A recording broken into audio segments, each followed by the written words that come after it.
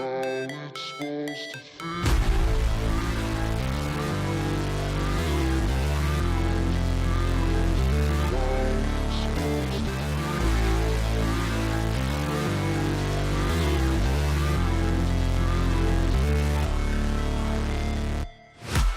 break, always fight, never quit, do it right, play the game, win it life, have no shame, there's no time, feel the pain, live the grind, I could change, in my mind, pick a lane, commit and climb, the only way to win it life, I never miss, that's fact, taking big swings, bitch, hand me the bat, put me in the ring, you'll go out in a bag, cause I sing what I mean and I bring it to the mad light, ain't got time to kill, I got time to feel, I took the red pill, I know life's short so I wanna live real, but how's it supposed to feel?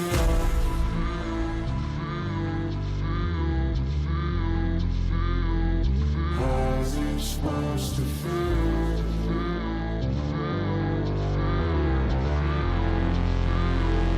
How's it supposed to feel?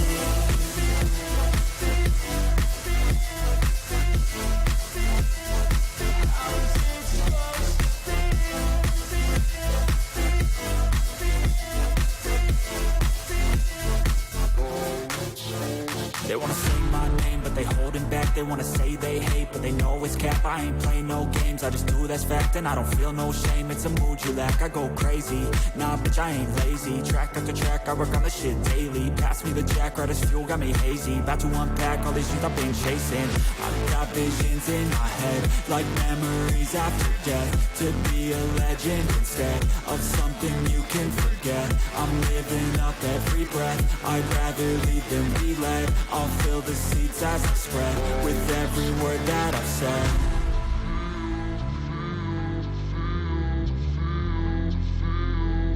How's it supposed to feel?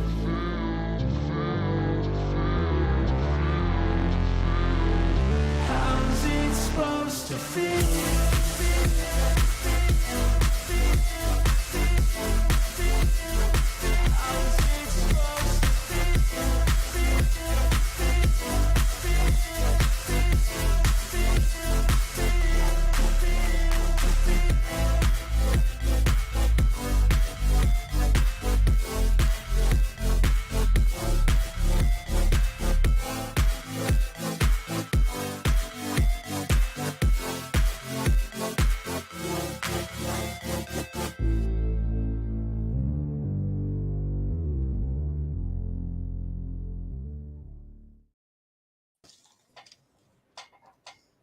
Happy Wednesday.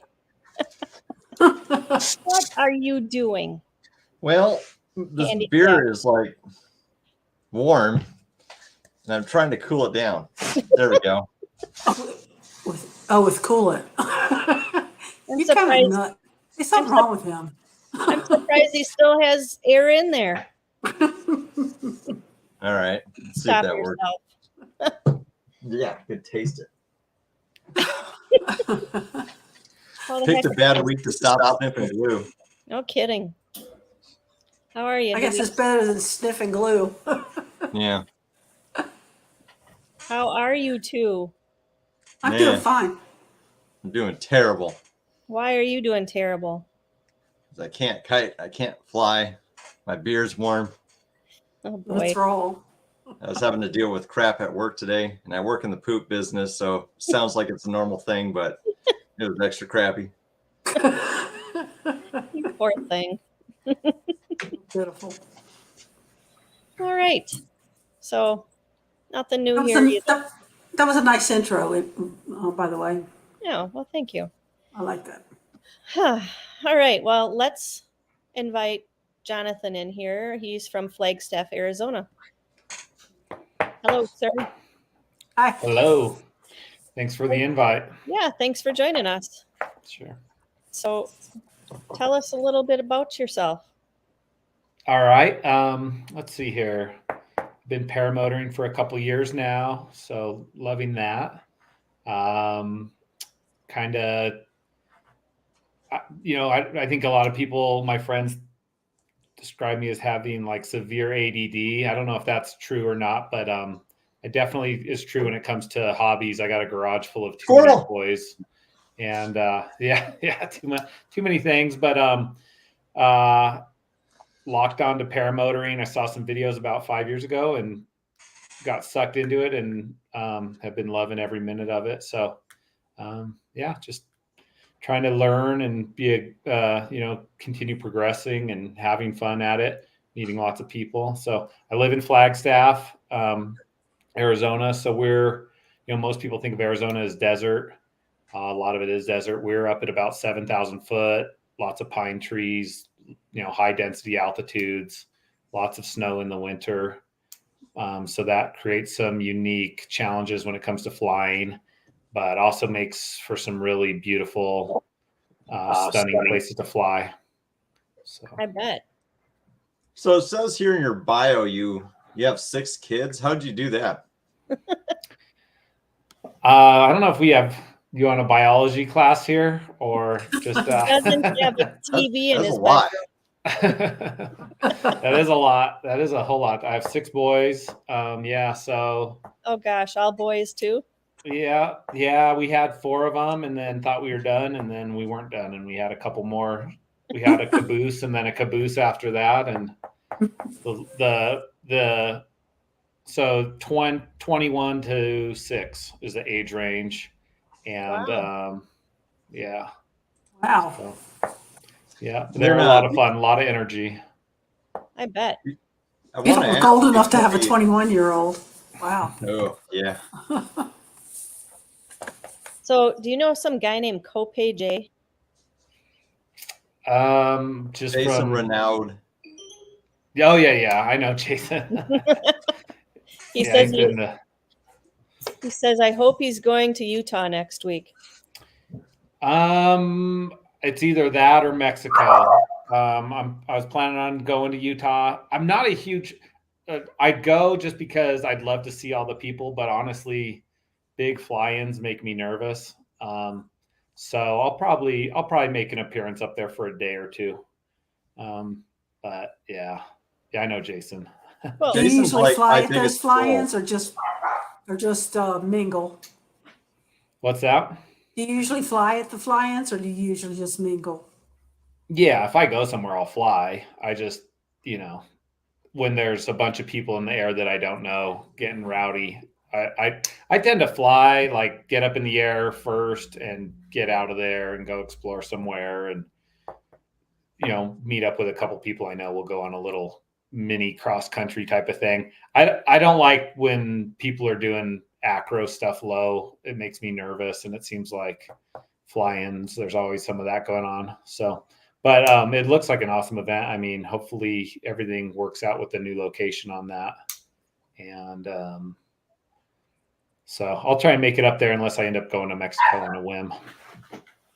The biggest trick in staying safe at fly-ins with a lot of people is just don't fly near Nick Pasakis because he'll crash into you. Literally. Is that who did that? Is that who the wingtip touch was down in Arizona Flying Circus? At the Flying Circus? Yeah. Yeah. He's like a repeat offender, right? It's questionable. I mean, I've done all the big fly-ins. Not once did I ever get nervous, even when the skies were full. I mean, Salton Sea got busy, but you can land at an edge where you feel safe. But yeah. Hey, before we get into paramotor stuff, so I caught one thing that you do that recently caught my attention. There's a trainer up here in Oregon, Mike Milliron. He posts a lot of himself doing kiteboarding, and I'm like, man, this is a thing. Like, that looks stupid fun where you actually just have the kite way off in the distance and you're just zooming around and you can get airborne. Like, is that easy to learn? Is that as fun as it looks? Is that super hard? It's easy to learn if you have some other kind of basic skills. So the kites fly just like a steerable stunt kite, similar to a paraglider. When you're kiting it, you pull on the right side and it breaks that side. And so you can practice that on the ground. So same thing, you go out and kite your wing, you can power it up a little bit depending on how you pull on your bar. And so once you get the kite flying portion of it down, if you can wakeboard already, then it's a no-brainer. Like, you put the two together. There's a few things you have to do to know how to relaunch your kite. If you crash it in the water, they're inflatable. And so you you got to get them to flip back right side up and relaunch. So it's not that hard. You could definitely pick it up. Kind of the newer thing that's catching on is instead of the kiteboarding and kite foiling is awesome. It's a ton of fun. The downside is you have long lines and strings that get tangled up. You need somebody to help you launch the wing, usually, especially when you're beginning. You need somebody to help you launch the wing into the air, the kite into the air. And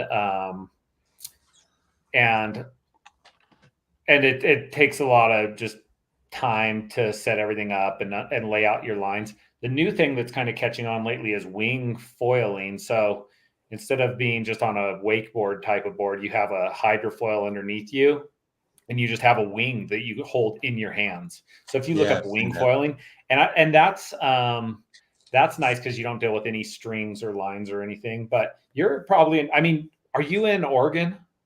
Yeah, I'm on the coast in Tillamook, and heard that you did the Hood River.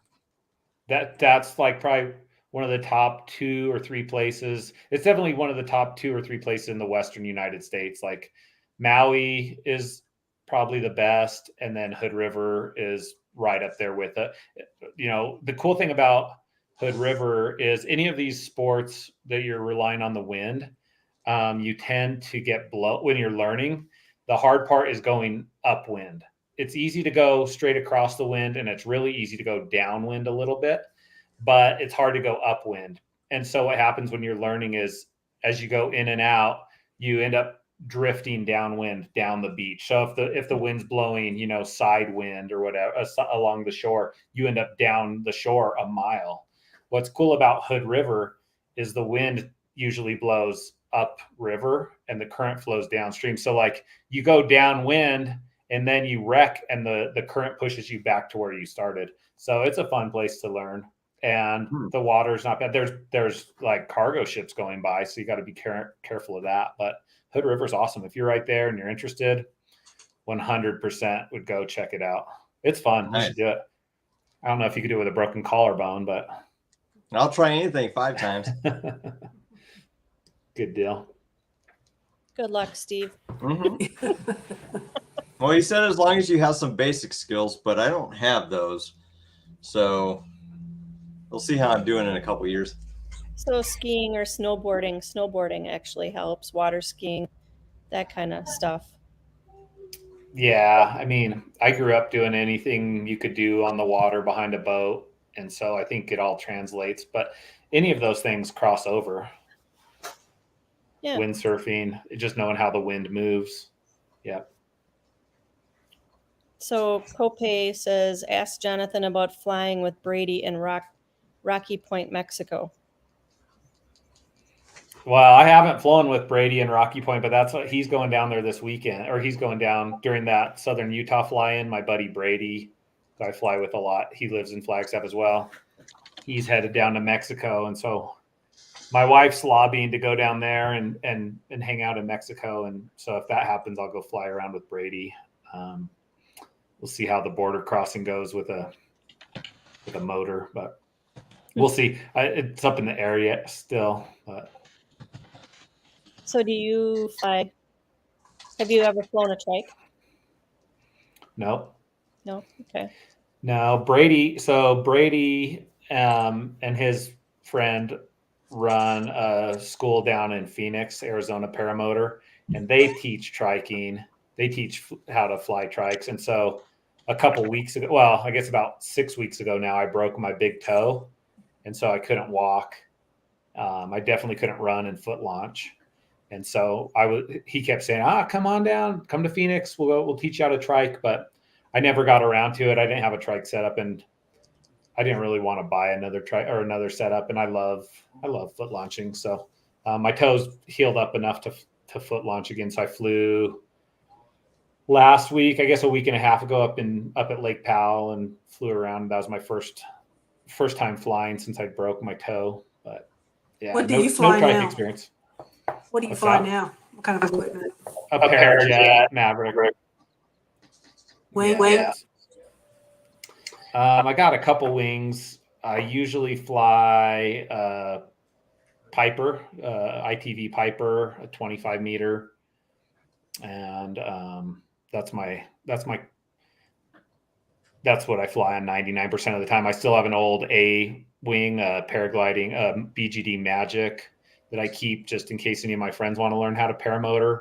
And I keep threatening to go learn to free fly or free fly. And that's a good wing to learn on. So I've been keeping around for that. And so, yeah, my current setup is a regular Parajet Maverick with a Moster and an ITV. So with that flying. What was that? I said Steve will take you free flying. Yeah, you can end up just like me. So with that 25 meter Piper, are you pretty lightly loaded on that to like account for, you know, being at Flagstaff's altitude? Like, what's your loading on that wing on that size? I'm all up. I'm at 135, 140 kilograms. Dang. So our launch is pretty tough for you. Yeah, they suck. They're rough. So my buddy Brady, though, he had a 27. I just traded him. So I've got a 27 meter that is a little easier. The 25 was actually a step up. I was on a 23 meter BGD Luna 2, which I loved. I loved that wing. It was just, and at sea level, I flew it at Salton when I was down there. It was great. It was really fast. Yeah. Especially with how loaded I had it. But up here, I just was struggling to launch it. If there wasn't a breeze, I think I had like 2 good, clean nil wind launches, but everything else was just a mess. So I bumped up to that 25 meter Piper, and I could launch it in nil wind as long as I, stop some of my bad habits from taking place. I got a few bad habits I'm working on, but 25 is not too bad. Oh, not aborting my takeoffs when I should. Just keep going for it. And so part of it is one of my bad habits is giving up brake pressure on takeoff. So I was taking off for a long time, and I'd have my wing overshoot me because I was doing kind of like a little bit of a power forward. I'd lean forward, give it some throttle just to get the air flowing over the wing, let go of the throttle, and then inflate my wing. But I was doing it with the trimmers trimmed all the way in tight. And so that wing would shoot over the top of me. And so I'd have to check it pretty hard with the brakes. And then I'd start running. But in my head, I kept thinking that I had to like give up brakes to let that wing accelerate. And so it was just a bad habit. I got into like kind of almost some flapping motions occasionally. And so I've just had to discipline myself. I now trim it out to like 1 notch out. And then I still do the power just to get the air flowing over the wing, but not as much. I do that. I knocked or reined that in quite a bit. And so my last half dozen launches have been really solid, but every once in a while I'll screw something up and have to reevaluate my skill. So the best is when one of your friends shames you, they video you and then shame you with it. So that's a great motivator to go. My friends would make fun of me all the time because I would never add like any brakes at all on takeoffs, like even nil.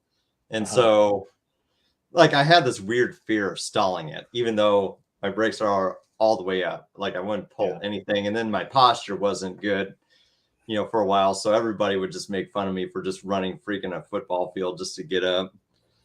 Yeah.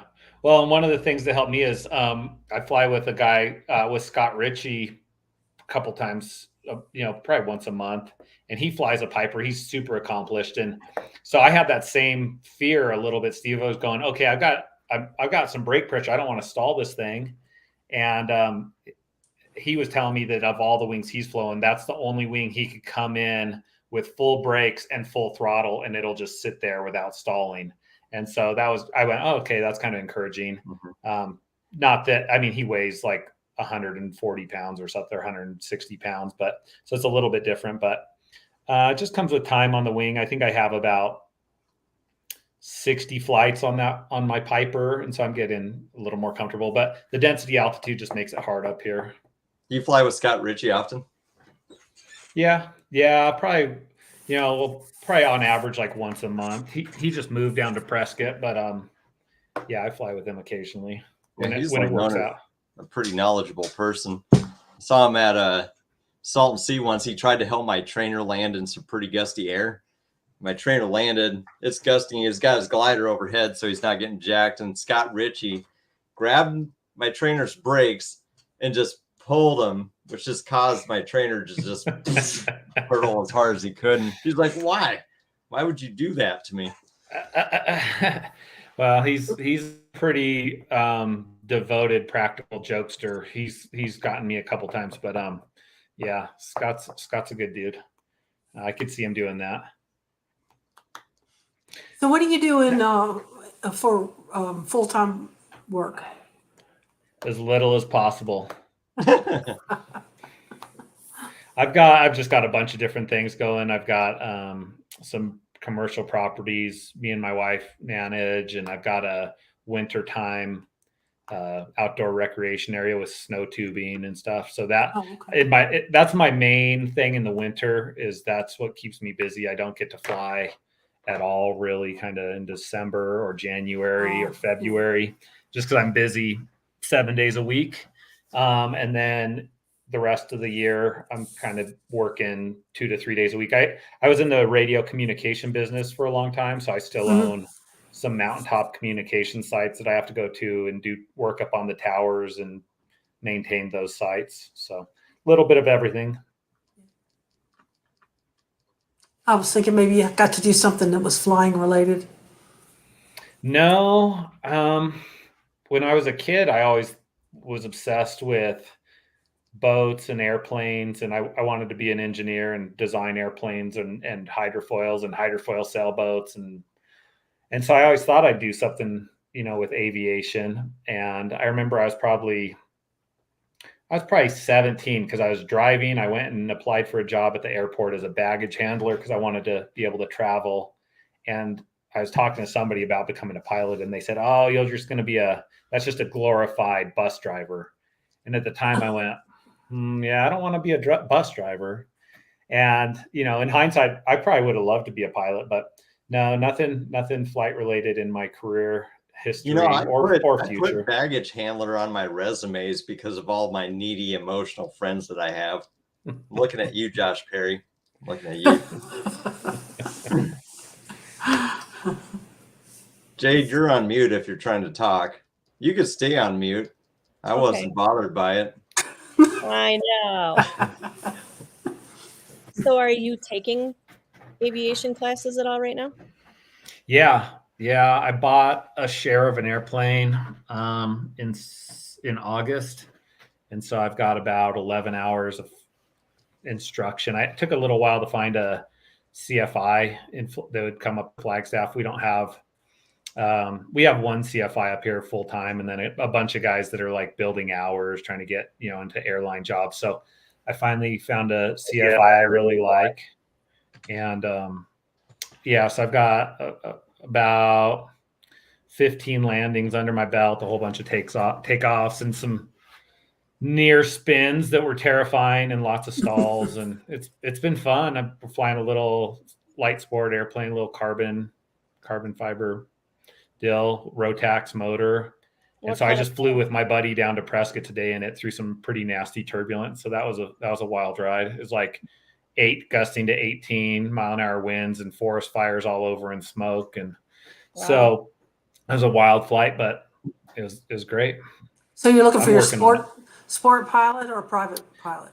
I can get my private pilot certificate. So what kind of plane did you buy into? The plane's called a TL Ultralight is the manufacturer, and the model is a Sting S4 or a TL 2000, they call them too. So it's little 2-seater, 1,320 pound gross. 100 knot, 120 knot cruise, but it's got a parachute. It's got a reserve. It's got a parachute that hasn't been inspected in a while, so we got to get that repacked or inspected by the next annual. I think we'll do it as part of that. I guess it's in March. We'll have that done, and so it's fun. It's sport. It's a lot of fun to rip around on. I mean, I still like, my preference as far as pure flight is still the paramotoring. I feel like that's never going to be replaced by an airplane, but I do like being able to go from point A to point B in an airplane. And so if I could just find an airplane that I could fly with my paramotor in it, we'll be set. Yeah. We were looking at a sling also. A gentleman wanted us to buy into it also, and we just kind of. Yeah, they're expensive. This one worked out good because, this one worked out good. The guy I partnered with had bought it and financed it and flew out to Florida and picked it up and flew it back to Arizona. And so I paid him, like, I think $7,000 for a 1/3 ownership share on it. And then I'm just helping him with the payments. So as far as getting into aviation and learning, like, it doesn't get any cheaper than that. I think my hourly operating cost, is not including fuel, is $40. And then fuel, it burns 91 octane auto gas. So that's $5 a gallon because we're running ethanol free. So we're looking at 15 gallons I burn in an hour, maybe. So, it's like, it's pretty cheap way to get a pilot's license. I just got back into the air the other day. My husband's going for his pilot, and I'm going to go for my sport. And I had an incident where I'm not flying paramotors anymore. And I crawled into the back seat of the airplane, the Cherokee 180, and the instructor said, "Yep, we're going to do stalls tonight." So I did a live on the flight of the stalls, and the third one got me. Yeah, those stalls. Did anybody hear any We of that? heard the third one got you, I think. Yeah. Yeah, I saw you posted a picture of getting back in the airplane, so good for you. And you're done with paramotoring. I mean, I haven't talked to you before, but I know you had a pretty severe accident. Yeah. Yeah. I think I'm done. I might get into the donated trike and just maybe go up and down the runway, when my foot is better, but that's going to be a while. So. Yeah, that's definitely understandable. So I think I'd probably do the same thing. Yeah. So how many other people do you have to fly with in Flagstaff area? So before I signed up to learn, I'd never even seen a paramotor in real life. I just seen YouTube videos. And so after I got back from training, I met Brady, who lives in Flagstaff. And so I fly with him regularly. And then there's does Brady two other go pilots. by does he go by weird Brady Berta crush? No, he broke his back, so we were teasing him because he kept using that as an excuse for everything. He broke his back? I didn't know that. Yeah. How do you do that? He fractured a vertebrae riding a dirt bike. And so that's why he changed his name to Crush Vertebrae, because he kept using that as an excuse for everything. But he used to be like Brady Darby Barbie and like. Yeah, that's him. That's a pretty good name. Yeah. And so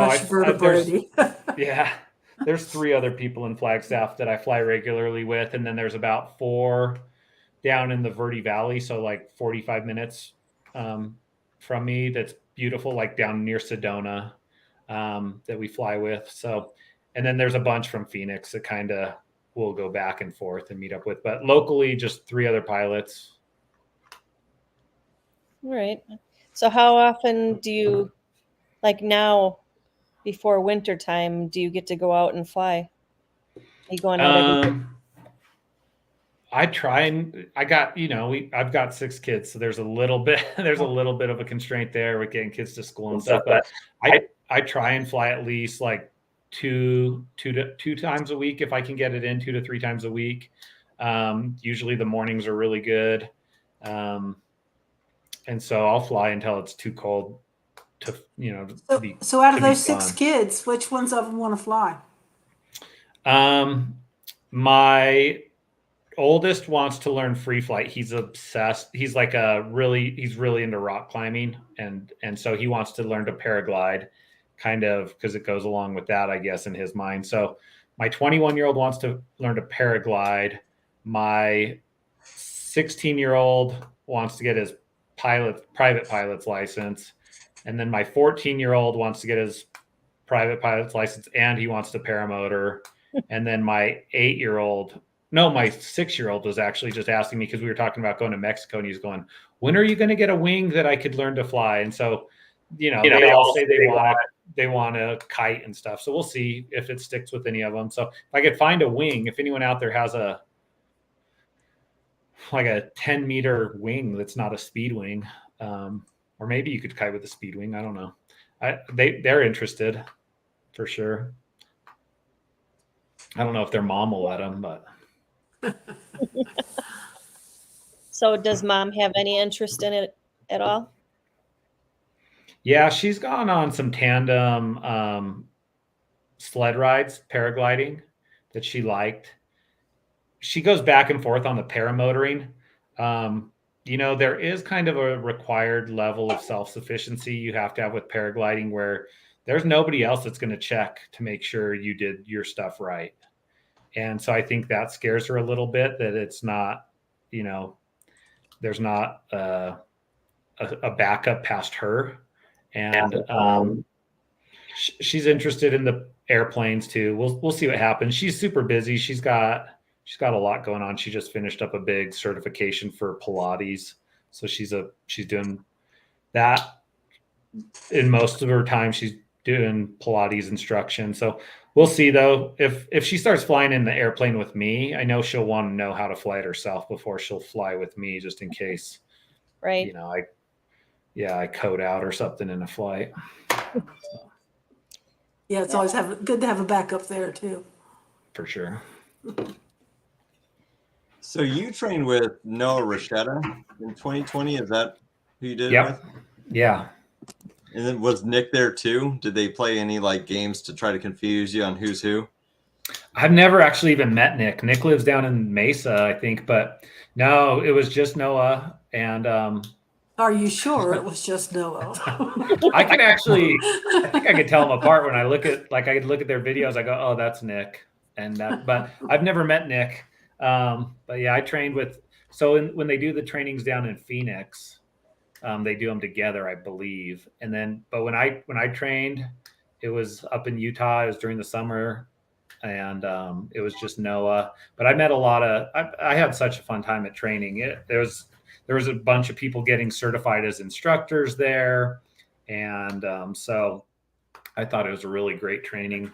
I'm still keep in contact with a couple of the people I went through training with that live up in Utah mostly. But yeah, it was, I had a really good experience with Epic Paramotor.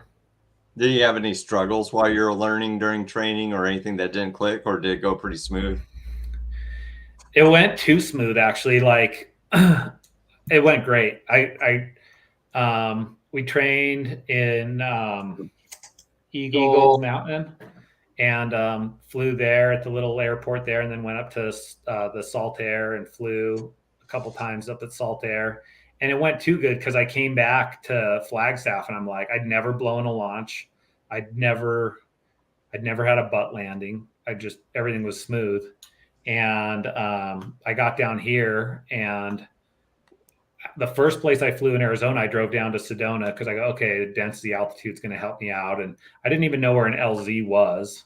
I was just driving around. And I looked on some maps and tried to figure out where it'd be a good LZ. And everywhere I went, there were RVs parked and stuff. And finally, a light bulb went on. I went, oh, I'll go try down this other road, and launched from a road, just a dirt road in the middle of, with scrub, mesquite all over and cactus, and took off and flew. And that was my first flight in Arizona. I got up in the air about 100 feet, and right across the road was the LZ everyone still uses. But yeah, I'd never blown a launch from training. And then I got up to Flagstaff and tried to fly, and it still, like, I nailed my first like 5 or 6 launches up here. And then there was a huge forest fire burning like maybe 10 miles away from this LZ I wanted to check out. And I remember I go, it shouldn't be a problem. I could see this huge column of smoke off in the distance. And man, I ran and could never get off the ground. In hindsight, I think I was in like an area of sink because there was so much air going up from the fire. I think everything around it was just kind of coming down and sucking in. There was no wind. And so, the training went good. And I actually met you, Steve. I don't think you were flying at the time. You were like, did something happen? Did you go through training and then not fly for a while? Yeah, I was kiting at home in Nebraska for about 4 months. And then I went to a second school and then got up. Okay. Yeah, because I think I met you at Salton or Glamis or something in like 2021. But yeah, anyways. I would have been there. I was flying there, though. Okay, yeah. I just remember you had a scooter. You let me try and drive on the sand. Oh, yeah, my Varla. Yeah, and so was he in a dress? No, not that I remember. I mean, maybe. I was 50 pounds heavier back then. Yeah, I was gonna say, what happens in at Salton stays at Salton. So he might have had a dress on and it might have come off. Like I do. Man, I will say something really creepy. If you ever meet Noah and Nick Rashida in like the same room, get like a friend and call their cell phones at the same time, because that double mint commercial will just come on as an audio and be like, double your pleasure, double your fun. That's funny. Crazy. So what is the scariest thing that ever happened to you while you were flying? Oh man. I don't know. I mean, I've had things that felt scary in the moment, turbulence. I've been in turbulence where you're really scared. And in hindsight, it's like, well, that my bump tolerance was at its limit, but the wings seemed to be doing fine. Probably I was flying the other day and I had an airplane go about 250 feet above me, right over the top of me. I was flying in like really gray overcast skies up at Lake Powell, and it was a pretty big airplane. I think it was like a Caravan or something, a Cessna Caravan, just came ripping over. That didn't scare me. It was just like, whoa, that could have been bad. I think the most freaked out I've been is I was flying up in Utah, and we flew into Castle Valley, up near Moab, and we flew from Spanish Valley over into Castle Valley, and it's about like it's got to be a 1,500 or 2,000 foot cliff right there, and it was windy, so the wind was blowing up the cliff, and then it was rotoring over the back of it, and we were trying to climb through that, and I was following one of my buddies, and just couldn't climb out, couldn't really turn left or right because we were kind of in this canyon, and finally was able to loop around enough and climb up. And then I was over, like I was out of my league, and the guy I was following knew what he was doing pretty good. So I just, in my head, I was going, I'm just going to trust that he knows what he's doing. I'm going to follow him. And so I was about 150 feet above him, and we came over that ridge from Spanish Valley into Castle Valley with the big vertical wall, and the wind was blowing straight up. And I just remember as my feet went over the edge, I looked down and the ground drops away from you 1,500 feet. But at the same time, I hit that massive updraft from the wind going straight up, and I just took an elevator ride like 1,000 foot up in the air. And so that was a pretty scary experience, just having the ground fall away from you at the same time, because you already get that vertigo feeling, and then I look and I'm like, oh, not only do I feel like I'm going way up, I am going way up. And that was an incredible flight, though. It was one of my probably 2 or 3 most memorable flights. We flew all over that area. Yeah. But You think you gained 1,000 feet just from going over the edge? I don't know what it really was. I don't know if I have a gaggle, track. I just know I went straight up. Maybe it was 500 feet. Maybe it's 300 feet. I don't know. It was just like, whoa, like it was a wild ride. We went way up there, and then you pop out front of it and it's, relatively smooth, calm air. And we flew down around Castleton Tower and down the Colorado River and over Moab and down to, actually we didn't go over the town of Moab, but we went down past Moab, and there's some brutal and unforgiving terrain in there. And I was constantly going, where am I going to land? Where am I going to land when my, trying to do that routine. And some of them you just got to like, squeeze the throttle and pray your motor doesn't die. Right. Yeah. So there's somebody within your group, I'm not going to name who he is, but I think there was an incident about maybe a year or two ago where someone's reserve deployed like shortly after takeoff on accident. And so there's an opinion of like, okay, depending on what you do, when should you have one? Are you aware of that, or do you have an opinion on it? Yeah, I'm aware of that. So Brady, I didn't see it, but Brady, who I fly with, saw it happen. And his friend was, I think, about 100 foot in the air on takeoff and had a reserve pop out. And, his wing went forward, the reserve was behind him, and he fell out of the sky and broke his back, broke his motor up pretty good, and drove himself home, and then drove himself to the hospital. And so, some of those guys, that is, something to be concerned about, obviously. So I fly with the reserve. I don't know this, but I think that his reserve had the little metal pins, the little hook pins that hold it in on the reserve container. Mine, I just have the one that came with. Actually, I have a couple reserve containers. The one I use is just the one that came with my dudek harness, and it has that big long plastic rod that tucks really solidly into pockets. So I think it's worth it to me. I check my reserve, as part of my pre-flight. Right. But there's a couple people I fly with that go, the risk isn't worth it. So that's their call. I think for me, it's worth flying with a reserve. I could see scenarios where you might want to reconsider, but as a rule of thumb, I fly with a reserve. And I do know about that guy that had that incident. I've never seen the little metal clips you're talking about. See what that looks like. Yeah, I think most of them have gone to the plastic rod. It's right. Seems like it's pretty easy to check. Like, this is in there really good, and Yeah. Yeah. So do you plan on going to a lot of fly-ins, or just really big one with thousands of people flying in there at the same time? Not usually. I got Dramamine.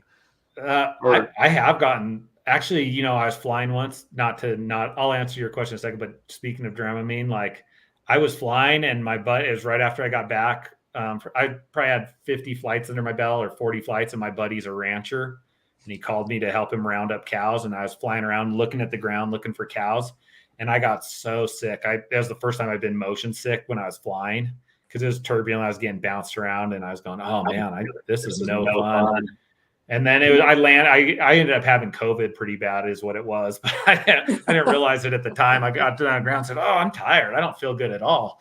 And so that was the only time I've been sick in the air. But as far as fly-ins, I'm not a huge fan.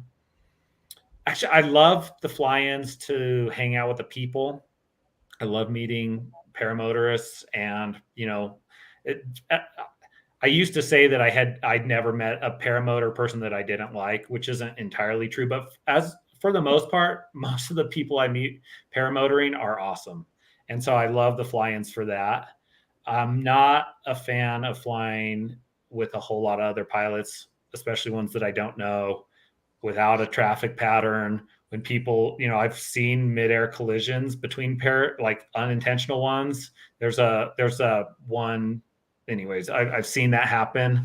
And so I really don't want to, don't want to see anyone die, and I don't like seeing low acro, and I don't like seeing people do, pushing that hard. I get that they want to do it and that they love doing it and it's super cool, but if I saw somebody die, it would just really take part of the joy out of paramotoring for me. So I'll go to the big fly-ins, but my favorite flying is just going on exploration flights and finding new areas and finding beautiful things. And so, my perfect flight is like 4 to 8 of my buddies going somewhere awesome. And, so Cool. fly-ins aren't my favorite thing in the world, but I like them for the people. Yep, I agree. Luis, do you have any questions at all, or? No, not right this second. Anybody have any other questions for him?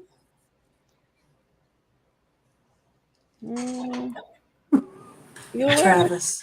Bueller? What, Travis? We can cycle back to that whole having 6 kids thing. How does that happen? You may not be able to tell, but I'm incredibly good looking in real life. That's just like paramotor people. You might hate them online and you can visit them in person. You're like, oh, fun too. I can actually stand you. Yeah. Let's see here. I got married. What's that? You have a man bun too? I do. It was really long until it's still too long. It was really long until a week ago. I cut most of my hair off, but let's see here. I got married when I was 21 and I'm 42. So 6 kids is kind of easy to fit into a 21-year span when you're not organized enough to do anything to prevent it. So organization, that'll get you. Yeah. I like kids though, luckily. So, yeah. Do you have a bucket list of things you eventually want to do, whether it's progression or where you want to visit? Yeah. So, for paramotoring, I mean, I got all the main bucket list items. I'd love to go to Iceland. I'd love to go. I'd love to go do some free flight stuff. I was just looking. Noah's doing some trips to Morocco to do some ridge soar or some, so that's on my bucket list. I'd love to go do the pyramid stuff. I like flying anywhere on my personal bucket list. So I'm getting my pilot's license and I'm trying to work up to flying. I'd like to fly my own airplane around the world is my big 10-year plan. So who knows if that'll happen? That's a big bite, a big ask, but that's one of my bucket list items. And it's like eating an elephant. You got to take small bites. Yeah, exactly. So got to get my pilot's license, got to get my multi-engine rating, got to get, instrument rating, and then somehow buy $1 million airplane that I'd feel comfortable in flying around the world. I think I found my sugar daddy. I don't know what the market is for kids, but I've got some extras. So if I could sell one of them off in exchange for a plane, that might work. I mean, they're getting older. They're kind of good at working, but I mean, if they're pretty valuable on the market, it's not ethically concerning whatsoever. Hey, let's not get us kicked off YouTube. Oh, okay. Yeah, don't selling kids. I know that your youngest I was asking about that was foiling? That's my 8-year-old. My 6-year-old was trying it. He couldn't quite get up, but my 8-year-old, yeah, that was the first video I shot. And then so I changed some stuff up on that foil and he did it better the next day. But yeah, he was having fun. That's the perfect setup for little kids. So I had to modify it and cut it down short. I just got to show the cute picture of him here. Look at this cutie. Is that the youngest one or is that the 8-year-old? That's the 8-year-old. The 8-year-old's a runt and the 6-year-old would finish all the dinner off the 8-year-old's plate. So they're about the same size. They are here. How fun. Yeah, we have a lot of fun. I would like to do the e-foiling. Yeah, that's fun too. It's pretty We good live on time. a little lake, and I think that would be super fun, but those are quite expensive too. Yeah. He's doing good. Yep. Yeah, he's Oh. doing good for his for his first try. And then he just went down to the bottom of the lake. Yeah. So what is the one that they surf behind the boat? What is that? Foil, or so there's wake surfing, Oh, which is wake just like a surfing. surfboard, and then you can Yep. wake foil, which is that thing that he's on, but you just drop the rope and you use the boat's wake. Now, is it a And you certain can type of prop that you need for that, or? there's no prop. It's just you use the lift of the wake itself off to the surf just like you would in the ocean. Oh, behind the boat? No. With No, the foil, they're really efficient. You could do it with any people do it behind jet skis actually, just with the wake off a jet ski.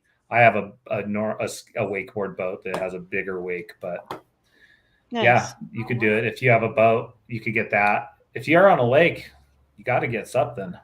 I know. You know, I'm going to take up solo synchronized swimming. I think I can do that. Solo, huh? Solo. Yeah. I only got one thing to synchronize with. It doesn't sound right. John Wayne says he hates the wake boats while he's fishing. John Wayne, you never called me while you were up here muskie fishing. Dang you. So, all right. Fishermen are never happy. Even if they catch a fish, they're not happy. Like 5 minutes later, they're unhappy again. It's just like a lose-lose proposition. So what other sports do you guys do besides wake sporting and paramotoring? What other stuff do you do? Dirt biking. We ride a lot of dirt bikes. Boating. Yeah, a lot of dirt biking, rock climbing, hiking. What else? Mountain biking. I mountain bike. Does your wife do all that with you? Yeah. She does all the time? Yeah, not a ton of the dirt biking, but she mountain bikes with me. We do usually do that once a week. There's hundreds of miles of trail in Flagstaff, just really good mountain bike trails. So I try and take advantage of that as If much she's as a possible. Pilates instructor, she's kicking his butt. Yeah, probably so. Yeah, she's probably got some muscles. I'm more stubborn though, so I will like kill myself to stay ahead of her. To beat her. Yeah, she can't beat me. That's not allowed. Are you Not kidding allowed. me? No. Of course Got a not. higher pain tolerance. Yeah. Oh, I'm going to talk to her. 6 kids, whatever. You 6 know, kids, she's pretty talking about tough. pain tolerances, women will never understand It's the true supposed to- pain of giving birth without an epidural compared to a man that has a common head cold. They just don't know this kind of stuff. I know. Guys are a bunch of babies. Mm-hmm. Yeah.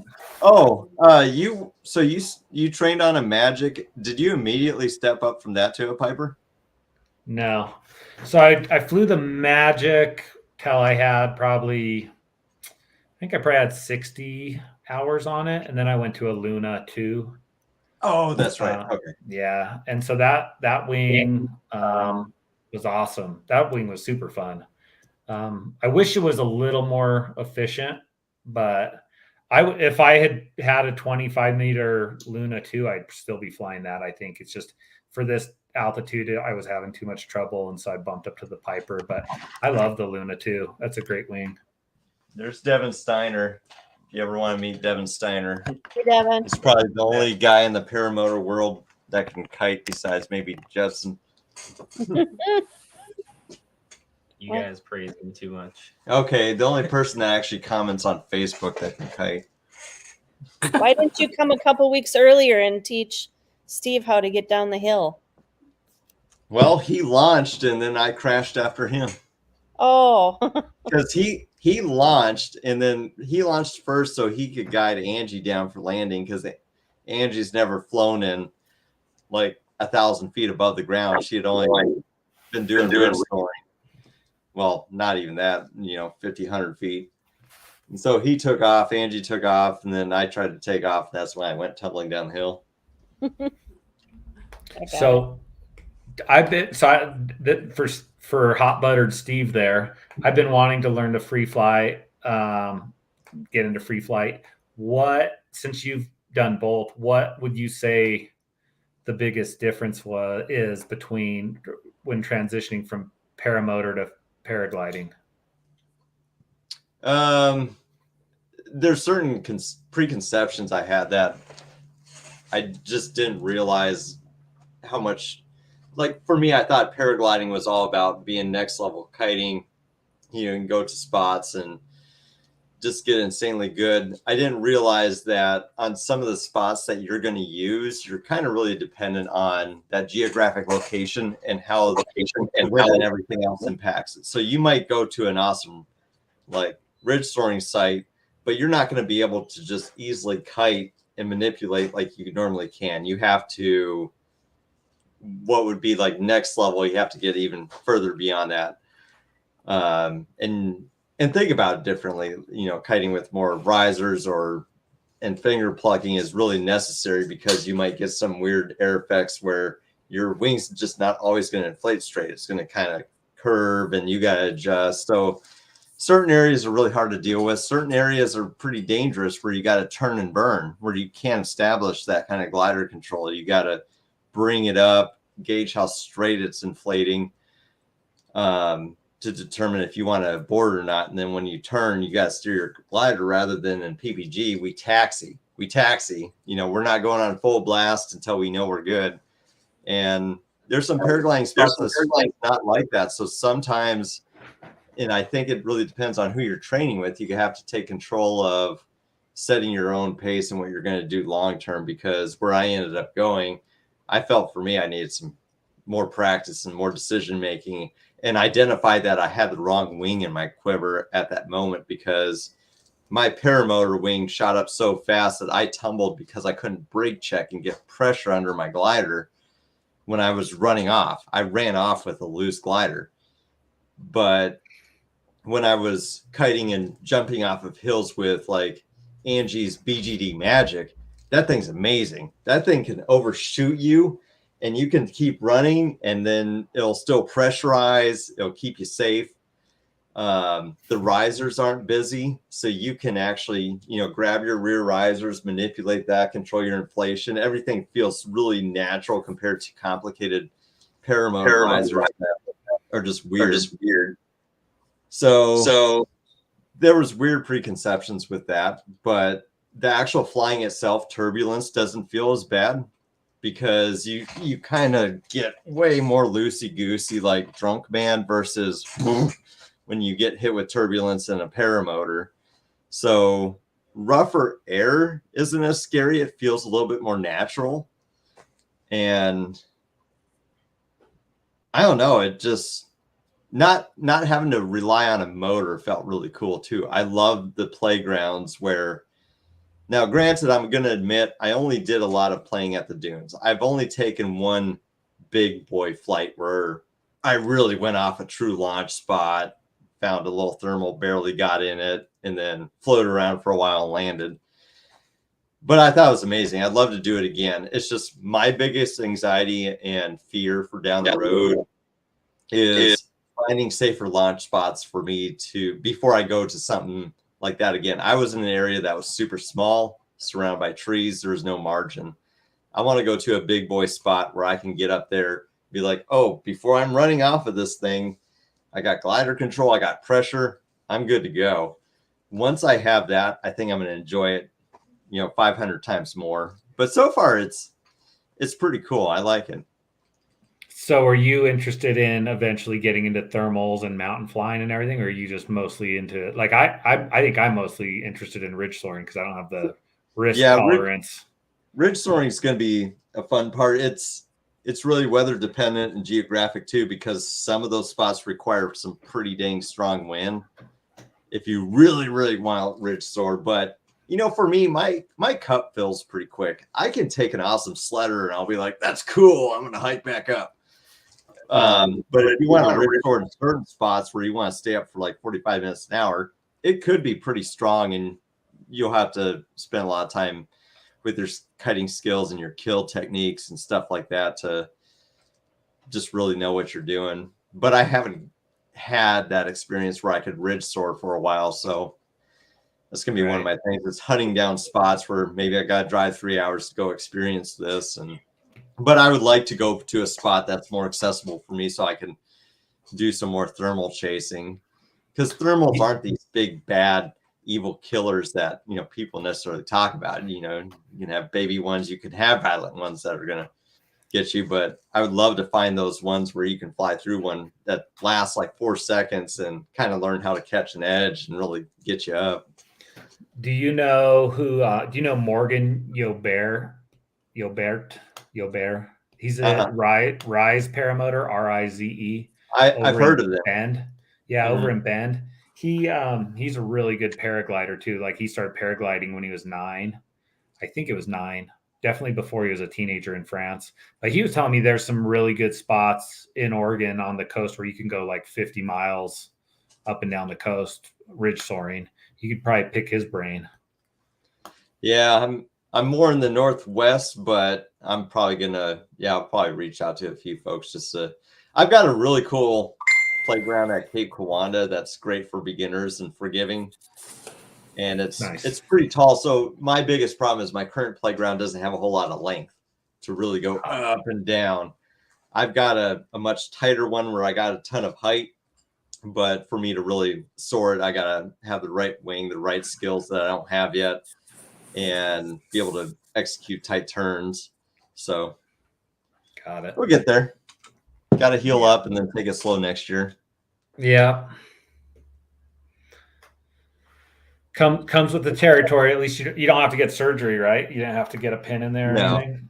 Yeah, no. You'll be good in a couple months. And if you're interested in free flight, I would highly suggest it. I didn't think, even on my more of a big boy flight, that it was terrible. It's just every scenario, every geographic location, and your weather is going to do something different. If you choose to go out there where it's going nuclear on the wind, you gotta play it safe, and you gotta plan. You can't just go out whenever the heck you want, or just wait for your good days. Like in the paramotor world, like we just wait for our wind thresholds. Like PG, it's like if it's too light, you're not going to have that much fun because of sledders. And then if you're riding margins, it could just be too strong, and then you're in the danger zone.